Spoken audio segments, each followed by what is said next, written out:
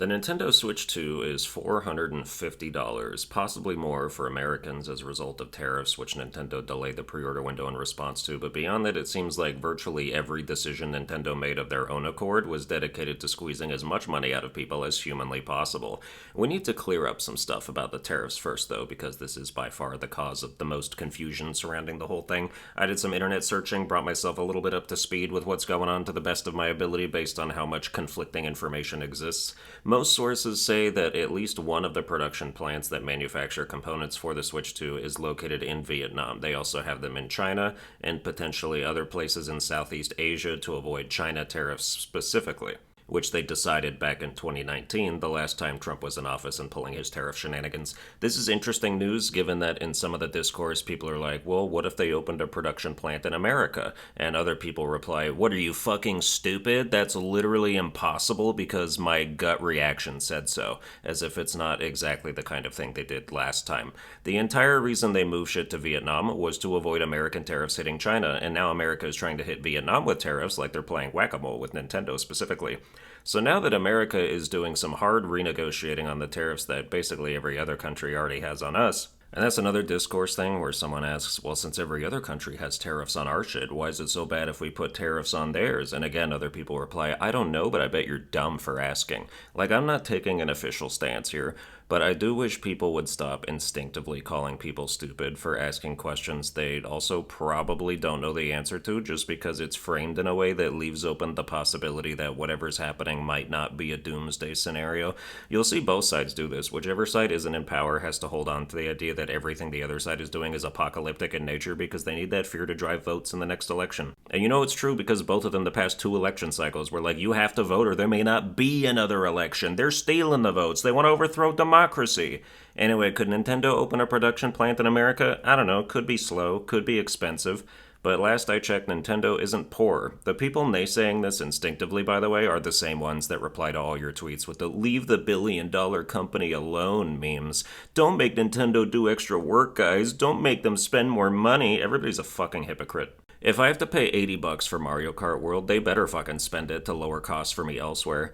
That's the other thing to make clear, the game prices have nothing to do with tariffs. Donkey Kong is $70. They are choosing to make World 80 out of the sickness in their hearts. But to go back to the tariffs, they may not even happen. Apparently over the weekend, Vietnam asked Trump to delay its 46% tariff on Vietnamese goods, which may or may not affect the Switch 2 price regardless, since parts of it don't all come from Vietnam.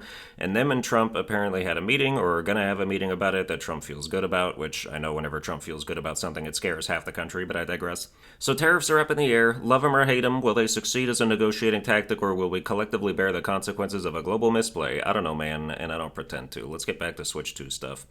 I think Nintendo looked at gacha game companies and said, whoa, we could be making a lot more money if we just charge people for everything.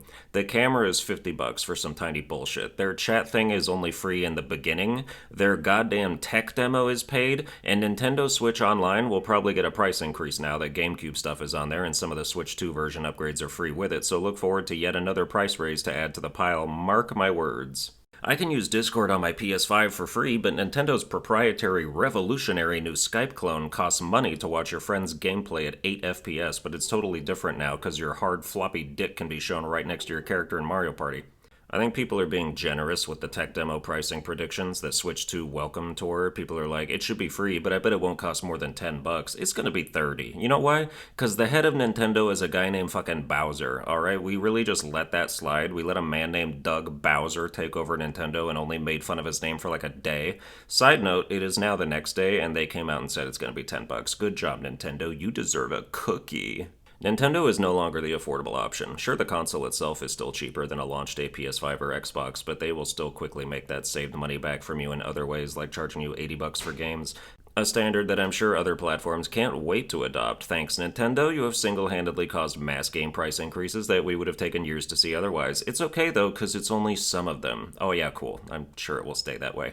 The timing for this really couldn't be worse, as I am currently the least financially stable I've ever been, owing to a breakup that I, to be fair, initiated, leaving me with a 2-bedroom apartment to have to afford $2,000 rent on my own for the next few months, to say nothing of the multi-grand in taxes that are due right about now because I'm punished for being a YouTuber. The walls are collapsing, but despite everything, I still need a Nintendo Switch 2 so I can make videos on it. I have to buy every expensive-ass game I'm interested in so I can continue my career and potentially recoup some losses, and this year is probably my last chance to actually stay doing this before I'd have to get some other job and probably lose motivation due to the new lack of time I'd have to stream and make videos. But this isn't like, oh man, I hate the Switch 2, I can't believe I'll have to get it. I'm very excited for this thing to come out. It might just ruin me, but I can't help but look forward to some of my Switch 1 complaints getting booted out of existence. Have you seen how good this shit looks? Have you seen Donkey Kong Bonanza? That's a Game of the Year contender. Have you seen that 4K and 120 frames per second, that HDR and whatnot? If you have other consoles, or a PC probably, but still, Nintendo is finally catching up, dude. All the time I've talked about, what if Nintendo games looked as good as PS5 games? Now they kinda do. Metroid Prime 4 on Switch 2 looked immaculate. If that was somehow ported as is to PS5, you'd say it looks great even on PS5. Even Pokemon Legends ZA was looking a little smooth, a solid step up from its Switch 1 trailers. We're not getting the most realistic stuff holding up on Switch 2, like Cyberpunk and Hogwarts Legacy will still look better elsewhere. But the gap is noticeably shorter, and that's not what you want Switch 2 for anyway, which makes Duskblood's exclusivity make even less sense, but whatever. I don't know what the hell FromSoft is smoking these days, by the way. First Night Rain, and now more multiplayer nonsense that's just a Bloodborne cock tease. It feels like a big YouTube channel you used to watch for years got sold off to someone else, and now it just sucks. It feels like everything the Danganronpa creators have made since they stopped making Danganronpa. FromSoft has said that they're still going to make single-player experiences, but I'll wait and see, because it feels like they just lost the plot. I mean, I thought they lost it with Night Rain, and now I worry if it can even be found. Apparently the Switch 2 also has less input delay. This is huge for fighting games, Smash specifically, since it doesn't have rollback netcode, but maybe a Switch 2 version of it would, or just the next Smash game with no Steve? One can dream. Well, that's going to do it for this video. I hope you enjoyed it. If you did, you can like, share, and subscribe. Watch all my other videos, and imagine the Switch 2's camera staring at you while you undress, and I'll see you guys next time.